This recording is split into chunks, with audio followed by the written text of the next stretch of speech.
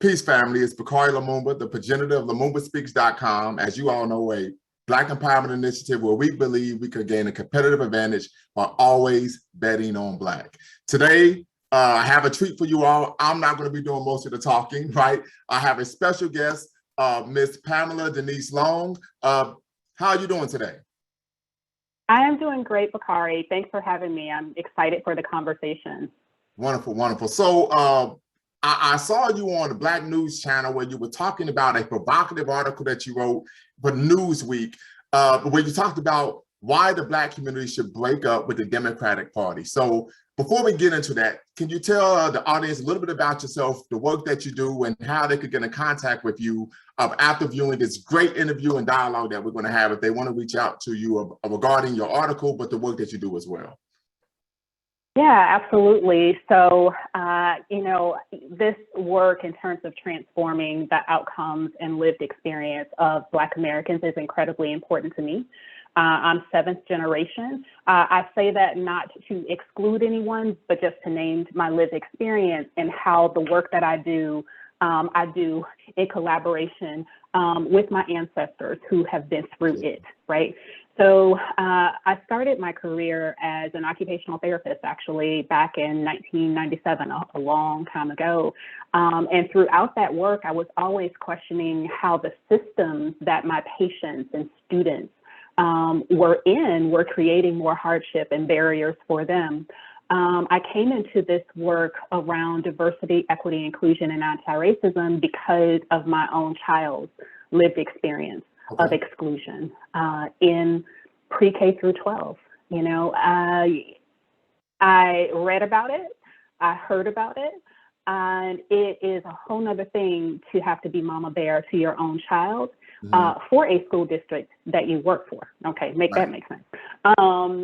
And so I went back to get my master's in educational psychology, really wanting to understand how people learn and unlearn racial identity development. So my focus was on learning and cognition, and everything that I did in that program was around that, how people learn and unlearn racial identity and how it affects racial identity, affects care relationships as well as organizations. Now I'm working on and finishing, as you are too, sir, my dissertation in organizational leadership and development. So I'm an entrepreneur, business owner that really helps organizations implement trauma-informed care and diversity, equity, inclusion, and anti-racism as a consultant and as a trainer. So folks can reach out to me on Twitter personally at P. Denise Long, and then you can connect with me on my company website at YouthCentrix, that's YouthCentrix, CENTRIX.com.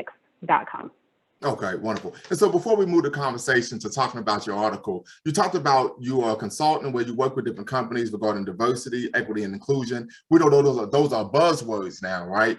But how has that experience been for you? When you've worked with different companies, are they looking to kind of just fill a quota and say, we did this? Or are they really looking at opening up, having a deeper conversation about how they can change some of the issues at the company to actually be more of a diverse, inclusive, and equitable environment? Yeah, so that's a really great question. And I would say over the last, 4 to 5 years or so, as I've been really digging deep into this work, I've seen a significant change, right? So there are certainly organizations and leaders, right, who are not ready to dig deep into this work, perhaps because of their own sensitivities, orientations, or because they anticipate their staff, right, aren't ready yet. So those folks will show up wanting to check a box, like you said, right? A one-off training. There are other organizations that I'm seeing more who are wanting to dig deeper, and how deep and how specific is a whole nother question, right? I think the reason I lean into the anti-racism conversation is because it is the elephant in the room when we talk about DEI that people have the hardest time discussing, and anti-Black racism particularly, people have a harder time leaning into because it implicates all of us. Absolutely, absolutely. And so I know that's a different question, right? We're talking about racism, anti-Black racism. But if you could just very quickly, maybe for the listening audience who do not know what anti-Black racism is, I know that I do, could you give a working definition of that? Yeah, and so my working definition of that is to have both prejudice and to act on that prejudice, whether conscious or unconscious, right? Particularly toward people of discernible Black African descent, right? And I say discernible because that phenotypical, right? The fact that I can look at you and you never gonna confuse me with anything other than being Black, Absolutely. right? That really matters. Then we get into, you know, the question of why was it important? Why was it valuable, an asset for people to be able to pass, for Black Right. people, biracial people, so to speak, to be able to pass is because the apparent Blackness makes you potentially a target for Absolutely. those who do hold those biases about Black people. Absolutely. Appreciate that. So let's get to the main event, right? Why Black America should divorce itself or divest, or how you put it, from the Democratic Party. One, what prompted you to write this article? I've read it. I think it's a beautifully written article. What prompted you to write this Thank you. article? Ooh, thank you for the feedback. You know, ideas are constantly swirling around in my head, right? Things that need to be said. And I think at the time that I decided to pen the article, it was a point of frustration for me. Looking at President Biden and the Biden-Harris administration and the policies that they have advanced thus far. And I'm disappointed in that. I didn't have an expectation, but what I will say is I'm disappointed in that, and here's why. I'm disappointed in the people who stomped, right? I'm disappointed for the people who stomped. I'm disappointed for the people who did think they were going to get something from this administration in the first, year or the first 30 days, my goodness, right? I'm looking at the promises that have been made by Democrats and the ways in which they have marketed themselves to Black America, and they've delivered little, right? It's like a bait and switch. It's a toxic relationship where they know they got you or they think they've got you, right? And they're going to exploit it if they can. And so it was an article born of frustration, putting my thoughts out there and taking the risk of sharing them. I'm really pleased to know that, and I suspected this, that I was putting words on paper that was in the hearts and lived experiences of my fellow Black Americans. And that's been great to see. It needs to be said. Absolutely. So one of the things you stated was that white liberals, and you talked about being literally a white liberals, and many people would say, oh, what is this? Reverse racism. But we know that historically, when we talk about the nationalist leaning part aspect of the African-American community, going all the way back to Garvey, to Malcolm X, to Stokely Carmichael, even to Assata Shakur, the tell us to be literally white liberals who use our pain as a way to gain favor, funding, et cetera, but then we get nothing tangible in return. But I know you mentioned one thing that I would agree with, but I know many people would take issue with, consternation, would take umbrage with. And that was when you talked about the conflation of sexual discrimination, gender discrimination, and conflating that and connecting that with anti-Black racism. Some people would argue, especially if it's coming from a male-centered perspective, that this is an issue of misogyny, this is an issue of homophobia. But for you to say it, it comes from a different space, right? And so I wanted to know if you could elaborate a little bit on this conflation that you believe that you've seen in the politics of America today. Yeah, so that's a really good question. So here's the thing. I believe that all human beings can love who they love, first of all. Adults. Yes. Let me be specific because there's a whole nother conversation that's happening. Adults can love who they love. Very true.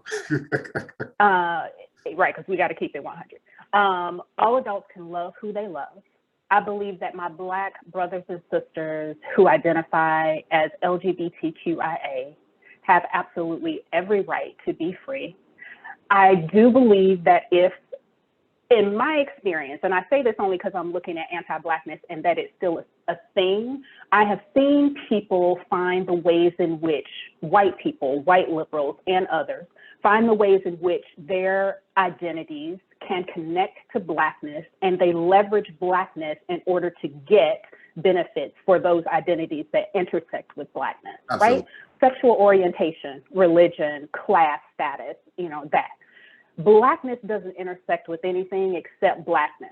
So Right. I want people to bring that same energy to anti-Black racism, to dismantling it, to destroying it within themselves and their communities, that they bring to advocacy for the intersection, the ways in which their identities can connect with Black people's identities, right? So if you're advocating for LGBTQIA folks, then I need you to bring that same energy to Black people, because when you take care of Black people, you take care of us in all of our iterations, religion, Absolutely. class, the whole thing, right? Absolutely. And so that's what I mean in part about the conflation, is I need you to bring that same energy to just Blackness, period, Absolutely. anti-Black racism, period. Absolutely. And I would agree. And so I know you were on the Black News channel. Mark Lamont Hill talked about, okay, Yeah. okay, so now what? Most times you hear Black people say, hey, divest from the Democratic Party, when oftentimes it's the Candace Owens of the world that say, now go to the Republican Party. And I always tell people that's a lateral move. Malcolm talked about you're going from being bitten with a smile to being bitten with a growl, right? That doesn't serve Black interests because, just going to another white zaddy, right? And so I think part of the question is, what next then? Okay, we divest from the Democratic Party. We know that Black Republicans or the Black conservative movement never has really gotten off the ground. So what do we do now when it comes to elections? What do we do now when it comes to playing a role in putting elected officials in office to serve our needs if we divest really and end our dalliance with what the two-party system? Yeah, so let's define breaking up and divorcing. So I have been dismayed to see people, and I know where it comes from, and I've been a part of it myself, right? To see people feel like there are only two choices in this thing, and it's the lesser of two evils, right? So when I say break up, I mean, leave your options open, right? We've been in an exclusive relationship, right, with Democrats, an exclusive abusive relationship to make it work, right, with the Democratic Party. So I want people, and I believe when people start to open up their options, they will find the spaces and places that fit them. They'll start to visit those spaces and places. So here's what I would like to see. I would like people to show up. I would like Black Americans to show up in every space. There's a Green Party meeting happening in your region, your city, your state. Go have conversations with people. Talk about the needs. There's a Republican Party meeting. Go have conversations. You have a Republican who's leading your district. Email them, develop a relationship. Absolutely. Here's what's happened. We have had an exclusive relationship with Democrats. White liberals have been framing the narrative, and they're pointing the finger at those people over there, right? The other parties.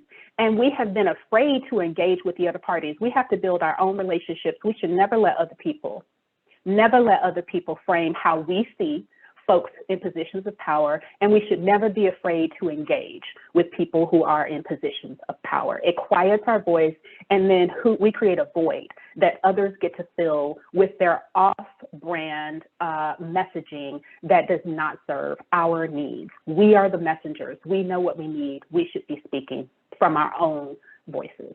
Absolutely, absolutely. So we're almost out of time, but if we could crystallize to consolidate everything, I take it that what you would argue is that the goal is for Black people to be politically engaged across the spectrum of political parties in every way, shape, or form to make sure that Black interests are being met.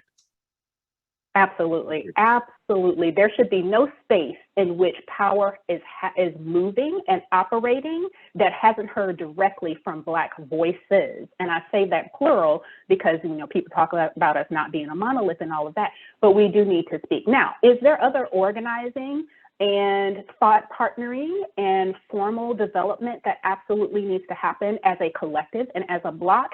Absolutely, but no power should be moving in America where they haven't heard directly from multiple Black voices. Absolutely, and I would even chime in and say independent Black voices, because as we know, and you kind of alluded to this in a little bit in your article, is that oftentimes these Black leadership voices are what being financed, being paid by under the table by either a liberal or right-wing think tanks, right? And so as a result, they touch some talking points. They get out there and they do the Cupid shuffle, right? But they don't really touch on the real issues and advocate for what? The tangible benefits that we need from our communities. And we know historically, going all the way back when there was started being significant Black representation in Black politics starting in the 1960s, there was a divestment from the inner city in terms of education, in terms of employment, et cetera, and we're seeing that now. And so just to end this, I think we all should focus on making sure that we gain substantial political victories, not simply symbolic political victories. You know, in symbolic political victories, individuals can look like you. I saw a meme the other day where they talked about Kamala Harris. She pulled the Black Girl Magic card. She pulled the HBCU card. She pulled the Black First Woman of Color card. She's been in office and we've heard nothing from her. And now she's playing the I don't know what you're talking about card, right? So I think it's very important that not only do we make sure that the individuals that we're getting substantial political benefits, but I even push people, particularly on the local level, maybe even state if possible, to run our own candidates, right? And to finance our own candidates for positions. I know in my hometown, Dayton, Ohio, we have a strong sister who this was her third time running for city commission, independent, and she actually won. And so she was going against the Democratic Party and the Republican Party. So we know that the power of grassroots political organizing is a reality. We saw that with Stokely Carmichael in Lowndes County, Alabama. They created the Freedom Democratic Party. And not only did they beat the white Democratic Party, what Malcolm called the Dixiecrats, they not only educated everyone, they also got everyone registered to vote, ran all candidates, and in 4 years, they won every seat in the county. So I think we also need to understand that we can do the same thing if we organize. But I'm going to leave it to you for final thoughts. Yeah, I want to amplify and amen everything that you just said, and be willing to meet with other people and find coalition and common ground. You know, one of the things that I shared on BNC is that Black people can't be the only people moving, but we do need to move. And I think there are many other people who need and want to hear our voices to drive home a political landscape where we are not at the polls, where caring for and caring about each other, and that includes anti-Black racism and caring about and caring for Black people, is normal, right? That's a moderate position and not an extreme one. Absolutely, absolutely. So once again, I want to thank you for coming on. Everyone, make sure you subscribe and hit the like button. And until next time. Thank you so much.